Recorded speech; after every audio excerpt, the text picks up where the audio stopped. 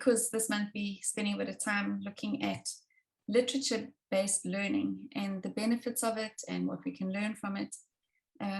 We know that there are a lot of books that we've just recently reviewed, like over 100, to find a core set of books for our latest program, the Footprints Nature Quest. And in it, there were some definite ones that we just tossed. They were no-goes, and other ones were borderline for different reasons.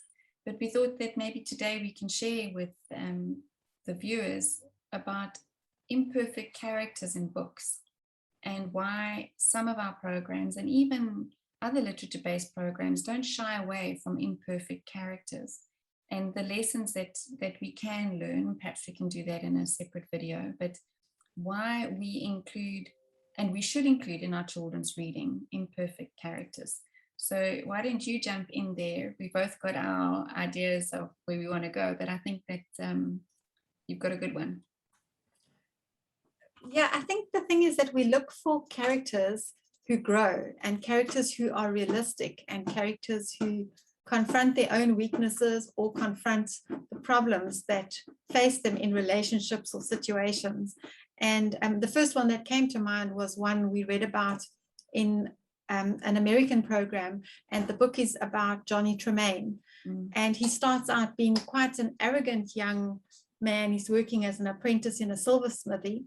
And because he's very talented and more capable than two other apprentices he's in charge of, he has quite an attitude. And like I said, he was arrogant. And then an accident happens and he gets injured.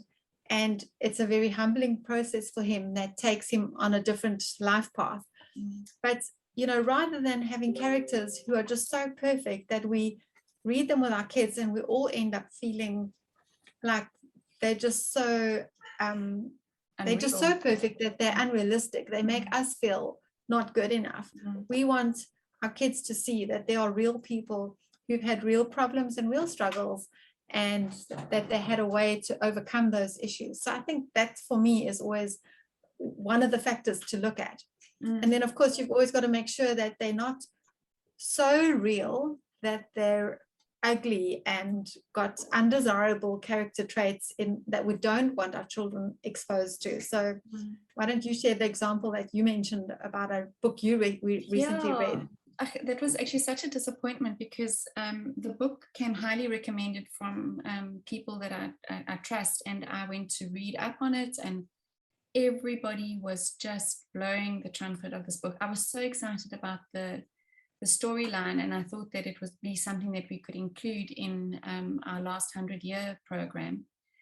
And as I started to read it, I could see that the author was of good caliber.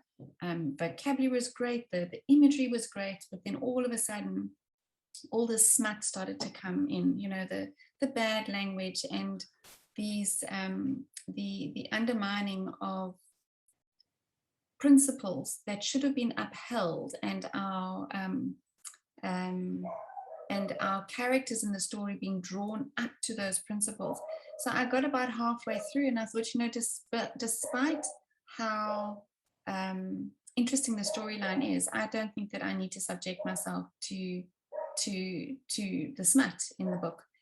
And I put it down. I didn't even go back to the people that referred me to the book, and I just thought, oh, what a pity, you know. But that would be the line for me. Does it completely undermine principles? Is there no resolution in the character's mind and in their heart?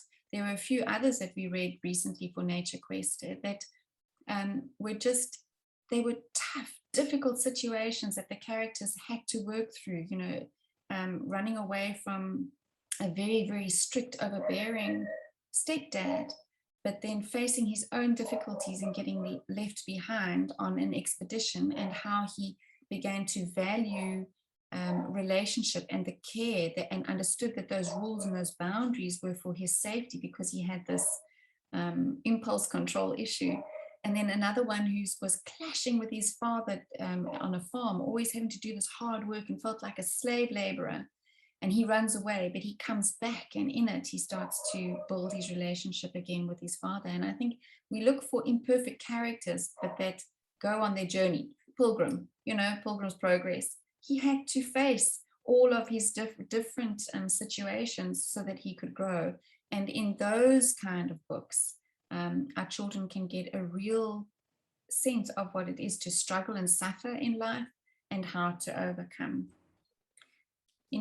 And I just want to end one last point, is that they say that when you read a story and you get stirred and we identify with a character, you kind of live that experience through the character.